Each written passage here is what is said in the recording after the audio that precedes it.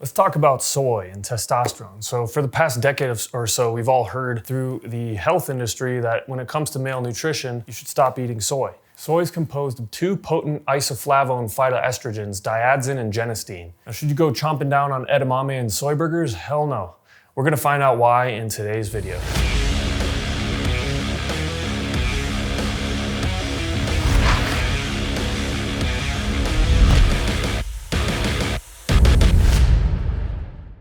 All the information in today's video, plus much more, can be found in my book, Master Your Tea. Visit masteryourtea.com for a free digital download of the book. $20 in value, absolutely free for you. First, an estimated 25 to 35% of Westerners do not have the intestinal bacteria required to properly metabolize the phytoestrogen diadzen. In a 10-week study on diadzen metabolism, metabolic measurements varied 1,000-fold between test subjects, and this was in 38 people, so a decently significant amount. Now, in a handful of people, variation was 1,000-fold, like I said. Just imagine the metabolic variation in a population of the entire size of the United States. Secondly, soy protein is an inferior protein when compared to animal-derived proteins. Soy proteins have been shown to metabolize quickly in the gut before reaching muscle tissue, with a significant proportion of amino acid oxidation occurring actually in the liver. Animal proteins have been shown to be superior for encouraging testosterone synthesis when compared to plant-based proteins. Third, soy interferes with proper thyroid functioning. Genistein antagonizes thyroid peroxidase, the enzyme responsible for thyroid hormone production. Soy contains goitrogens, which interfere with iodine metabolism as well. Your thyroid literally cannot function properly without sufficient iodine, so anything that blocks it is not good. Oh yeah, it's also one of the most heavily GMO'd foods on the planet. Soy is not worth your time or your money, and it's definitely not worth your health. The risks that come with consuming unfermented soy products far outweigh any potential benefits. Now, please note that there is a difference between fermented and unfermented soy products. Asian populations have been consuming fermented soy products for centuries, like natto, miso, and tempeh, and apparently these are benign at the very least. The fermentation process in general also is seen across multiple different types of food groups to delete otherwise bad compounds in certain foods. A massive campaign has been raging across the Western world over the last few decades, pushing GMO unfermented soy products into the general population under the guise of health. The cold truth is that this is just a money-making machine. Soy is extremely cheap to grow and produce, and it's not a health movement. This shouldn't surprise anybody that's watching this video. Now, 95% of the soy produced in the US is GMO'd, with production owned and regulated by Monsanto, the creators of the insecticide Roundup, and the genetically modified soy plant with the Roundup-resistant gene. The massive body of independent research on GMO soy implicates it in brain damage, breast cancer, thyroid disorders, infant abnormalities, infertility, kidney stones, immune dysfunction, and food allergies. Unfortunately, due to the multi-billion-dollar advertising push in the last decade, most Americans still believe that it is a health food. While many men purposely avoid it because of the aforementioned buzz and the estrogenic qualities of it, its effects are especially deleterious on women, with soy milk consumption accounting for a potent effect of thyroid dysfunction and hypothyroidism. In rat populations, GMO soy has been linked to infertility in future generations, up to the third generation, demonstrating that the epigenetic effect of soy on the animal's body can actually be passed down through the bloodline. So many informed health professionals have been calling for a complete ban on this GMO soy in the Western world. However, they're fighting an iron giant with some pretty deep pockets. The debate about men eating soy and its hormonal effects has been going on for years, and there are two groups in particular who fuel the debate year after year. The group that often contains a lot of vegans is the first group, and vegetarians who claim that soy, in fact, is a really healthy superfood and that there's no science backing up its testosterone-lowering effects. The other group is the group that usually contains a lot of bodybuilders and gym rats who claim that soy is the equivalent of eating birth control pills and that it has very powerful testosterone-lowering effects on the body. Which group is right? Or could it be that both of them are wrong?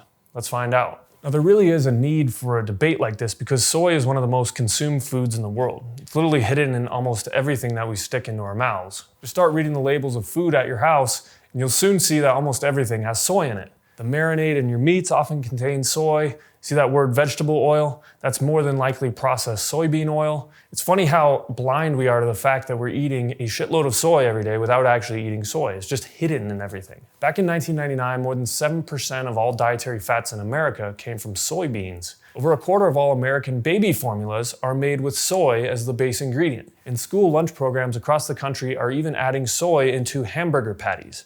That's just crazy. So why is soy put into everything? Now, about 95% of the soy in the US is now officially GMO'd, genetically modified, which means that soy is extremely cheap, and cheap is what most of the food manufacturers like. Things like SoyJoy are the leading sponsors of AND, which is the Academy of Nutrition and Dietetics, which is an agency pretty much dictating how Americans should eat. No wonder why the government food recommendations state that men should at least eat 2 servings of soy per day. That's freaking insane. Well, what about the claim that soy is reducing male testosterone levels? What's the basis for that? Soy contains, again, isoflavones like genistein, diadzen, and glycine, which act as phytoestrogens, which are plant estrogens in the human body. They're structurally similar to estrogen, and they actually are believed to have similar effects on the body. Those high estrogen levels in men are almost always a direct route to low T levels. Eating soy, which contains these estrogenic compounds, is often blamed for lowering T. But is that really what happens in the human body? Let's see what science says. Now, Dr. Kenneth Satchel from Colorado State University discovered this small molecule called Equal from humans back in 1982. Since then, he's been researching the molecule. He's already proven that the compound is formed in the gut when we eat isoflavones, like those found in soy, and that the men who are eating a lot of soy have actually super high amounts of Equal present in their bloodstream. Back in 2004, he found that Equal is a strong anti-androgen, which can almost completely shut down the activity of DHT.